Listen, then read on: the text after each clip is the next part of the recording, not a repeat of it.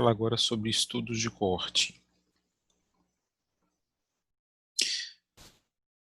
Esse vídeo ele tem o objetivo de discutir a decisão, como utilizar a evidência científica para tomar a melhor decisão. E a decisão ela é basicamente a integração de três fatores. O primeiro, das melhores evidências científicas, as melhores evidências da pesquisa. O segundo, a experiência, a habilidade clínica. E o terceiro, as preferências do paciente, que está representado pelo contexto. Seria o contexto de vida do paciente, e a gente não pode desconsiderar o contexto de trabalho de cada um de nós. Portanto, respeitando esses três fatores, a gente consegue elaborar uma melhor decisão. E essa decisão tem que ser o foco de quem produz um texto científico. A produção de uma pesquisa científica tem que sempre ter essa visão, que o resultado dessa pesquisa vai ajudar na decisão de um profissional. Isso também é importante para o profissional que está na ponta, na prática, quando ele lê um texto científico, ele deve ler com uma visão crítica sobre ele. Para isso, ele precisa conhecer a metodologia do delineamento clínico. Com esse foco que eu vou fazer essa apresentação agora. E a gente tem que lembrar que dentro da área da saúde, basicamente a gente tem três grandes dúvidas sobre risco e etiologia, sobre diagnóstico, sobre terapêutico, sobre prognóstico. E para cada um deles existe um tipo de pesquisa clínica diferente. Por exemplo, quando eu tenho uma dúvida sobre diagnóstico, em geral, ela é respondida no artigo de testes diagnósticos, que eu chamo de artigos de acurácia. Quando a minha dúvida é sobre risco e etiologia, em geral, eu vou ter artigos com delineamento do tipo coorte ou caso controle, que vão responder a minha dúvida sobre risco e etiologia. Quando é terapêutica, eu já vou buscar ensaios clínicos controlados e randomizados. E quando minha dúvida é sobre prognóstico, também eu vou procurar um estudo de coorte que vai responder a minha dúvida. E aí a gente entra no nível de evidência científica. Quando a gente busca o conhecimento científico, sempre a gente tem que buscar o melhor nível de evidência científica. Lembrando que na intervenção, o nível mais alto está na revisão sistemática de ensaios clínicos, e nós temos aqui os ensaios clínicos representados pelo megatrial, pelo ensaio clínico randomizado. Porém, um degrau abaixo está o estudo de coorte. Embora a maior parte dos estudos sobre terapêutica sejam ensaios clínicos, eu vou encontrar alguns estudos também do tipo coorte. Porém, quando o meu nível de evidência relacionado a risco, etiologia ou prognóstico, os estudos de coorte estão no topo da pirâmide. O topo propriamente dito é representado pelas revisões sistemáticas e estudos observacionais, e o estudo de coorte é a grande estrela dos estudos observacionais. E é o que eu vou falar a partir de agora. Bom, estudos de coorte eram usados na antiga Roma, quando se acompanhava um grupo de soldados que marchavam juntos ao longo de uma trilha. Isso foi transportado para o delineamento epidemiológico quando nós acompanhamos grupos de participantes de pesquisa ao longo de um tempo. Os estudos de coorte são também conhecidos como estudos observacionais, longitudinais, analíticos e prospectivos. Alguns deles podem ser retrospectivos, mas a grande maioria é prospectiva. E eles apresentam dois objetivos principais. O primeiro é descrever a incidência de certos desfechos ao longo do tempo, e o segundo é estabelecer um nexo causal entre os fatores preditores de exposição e os eventos, que nós chamamos de desfechos, do processo saúde e doença. Entendendo melhor a estrutura de um estudo de coorte, nós teríamos aqui uma população que nós fazemos uma amostra dessa população. Então, lembrando que quase nunca a gente avalia populações diretamente. A gente geralmente seleciona uma amostra a partir dessa população e depois a gente faz uma inferência. A gente tenta entender a população a partir dessa amostra. Portanto, nós selecionamos uma amostra que está em vermelho e buscando alguns desfechos, que nesse caso eu estou representando pela doença ou não doença. E essa amostra ela vai ser exposta a alguns fatores de risco ou não exposta aos mesmos fatores de risco. E algum desses expostos vão ter o desfecho representado pela doença ou não vão ter esse desfecho representado por não doentes. E algumas pessoas que não experimentaram alguns fatores de risco, eles vão apresentar o desfecho ou pode não apresentar esse mesmo desfecho. E aí eu vou ter 4 grupos categorizados e eu vou fazer a análise desses dados. Daqui a pouquinho, mais no final, eu vou falar um pouco sobre essa análise de dados, com a incidência e o risco relativo, mas isso vai ficar para um pouco mais adiante. Bom, quanto aos pontos fortes e fracos dos estudos de coorte, quais seriam as vantagens? Como eu falei antes, ela é uma estratégia muito poderosa para definir incidência. A gente chama estudos de incidência como praticamente sinônimos de estudos de coorte. E para investigar as potenciais causas de uma condição clínica. As desvantagens é que são delineamentos bastante caros, como a gente acompanha o paciente ao longo de um tempo, às vezes muito tempo, se torna um estudo bastante caro. E ele tem um problema com desfechos raros. Por exemplo, doenças raras, você geralmente precisa de amostras muito grandes e você acompanhar amostras muito grandes ao longo do tempo acaba sendo muito difícil. Então, ele não é um bom estudo para desfechos raros. E nós vamos ter algumas variações do estudo de coorte. Como eu falei um pouquinho anteriormente, a maior parte dos estudos de coorte é prospectivo, tá?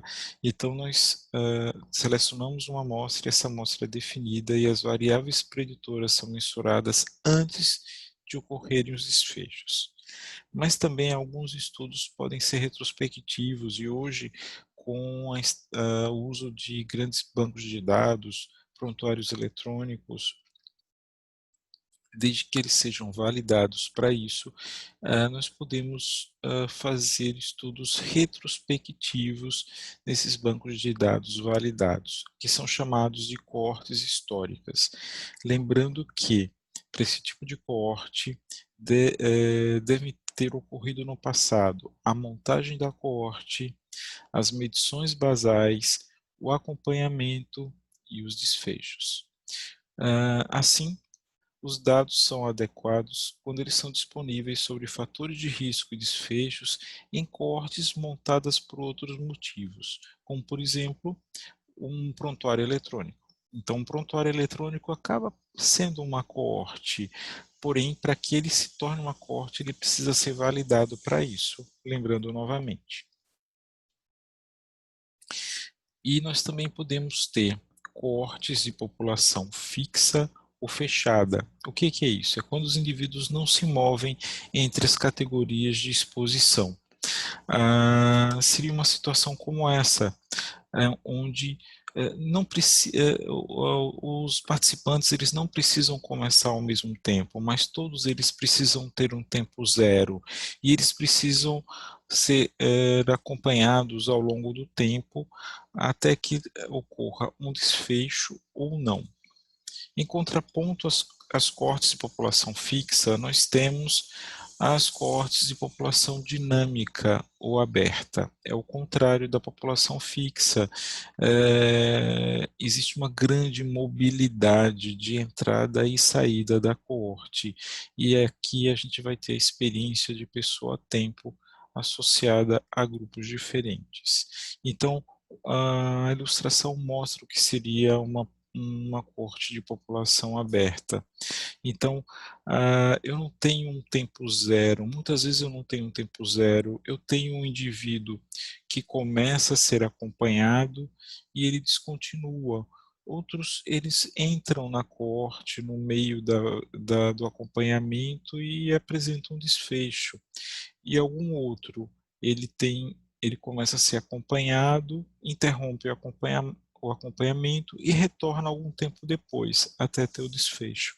Então, essa é a característica da população dinâmico-aberta. É, existe uma grande mobilidade nessa coorte, então os indivíduos podem entrar e sair, e vai se respeitar o tempo em que eles vão ser acompanhados. E a gente começa a discutir a avaliação dessas coortes. O grande indicador seria a incidência. Como eu falei antes, a incidência é praticamente um sinônimo de estudos de coorte.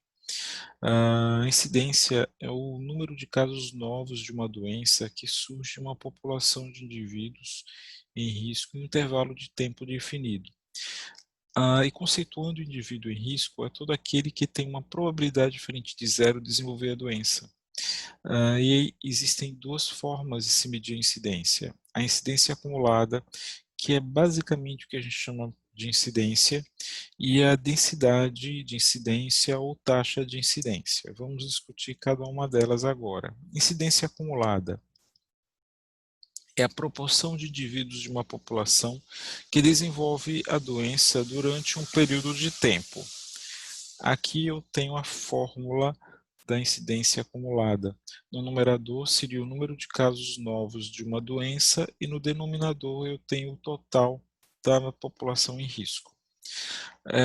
A incidência acumulada ele estima diretamente a probabilidade, o risco de que o indivíduo desenvolva a doença durante um período específico de tempo.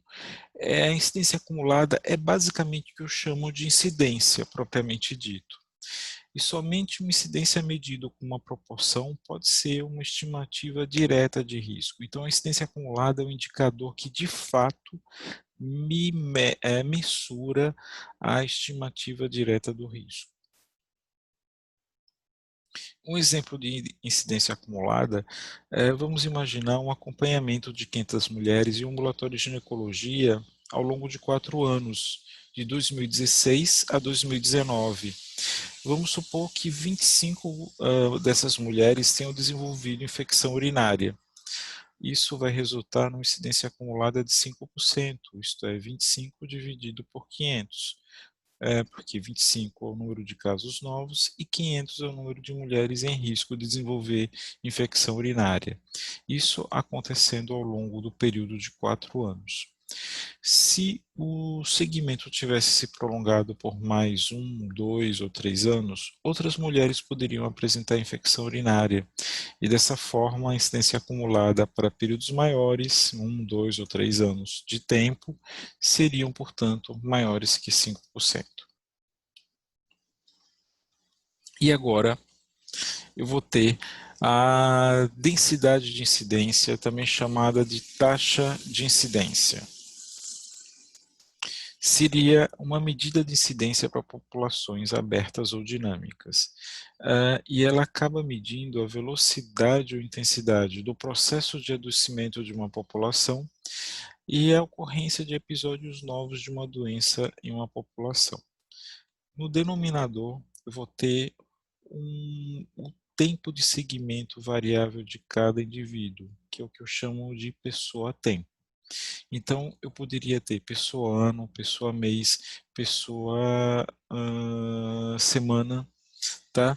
Porque justamente é o que seria o tempo de segmento das pessoas ao longo do tempo. Então, eu teria no numerador o número de casos novos de uma doença e no denominador o total pessoa-tempo de observação. Além da mensuração da incidência, eu posso medir um indicador muito importante, que é o risco relativo. O risco relativo seria quantas vezes os indivíduos expostos desenvolvem a doença quando comparados aos não expostos. É uma medida de força de uma associação nos estudos de coorte. Então, o que seria o risco relativo?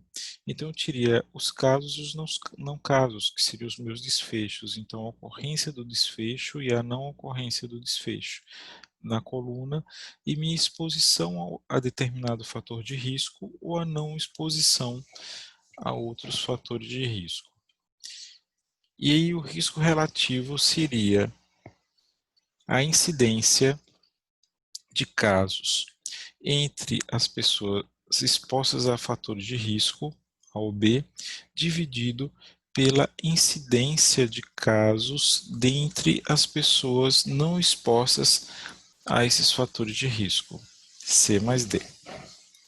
Explicando melhor, o risco relativo, como é uma relação, se for de 1, indica que não existe associação. Se for maior que 1, indica que um fator de risco para a doença, e se for menor que 1, indica um fator de proteção para a doença. Um exemplo, para a gente entender melhor o que seria risco relativo. Vamos supor que foram acompanhadas 500 mulheres no período de 4 anos. O uso de contraceptivos orais eu vou considerar como meu fator de exposição, seria o fator de risco.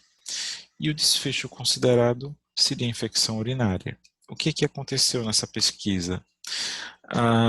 Eu vou ter 25 mulheres com infecção urinária, já que caso e não, aqui eu vou ter o meu desfecho, caso seria a ocorrência do desfecho, não caso a não ocorrência da infecção urinária. Eu vou ter 25 mulheres com infecção urinária e 465 sem infecção urinária, já que são 500 mulheres. 320 usaram contraceptivos orais e 170 não usaram. Então, como eu vou medir o risco relativo? Então, eu teria a incidência de infecção urinária dentre as que usam anovulatório, isto é, seria 20 dividido por 320, dividido pela incidência das pessoas, das mulheres que tiveram infecção urinária, porém não usam anovulatório, 5 dividido por 170.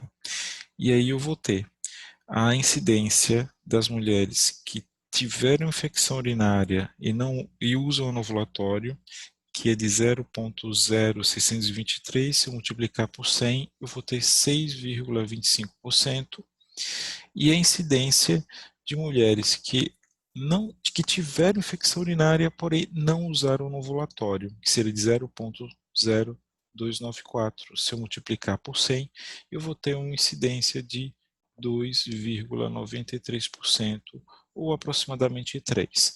Se eu fizer essa relação, eu vou achar o risco relativo de 2,125. O que significa isso? Ele é maior que 1, então indica fator de risco para a doença. Então, a análise dessa pesquisa específica mostra que o uso do anovulatório, o uso do contraceptivo oral, ele pode ser considerado um fator de risco para infecção urinária, e ele tem aproximadamente 2 vezes mais risco de causar infecção urinária do que aquelas pessoas que não usam anovulatório.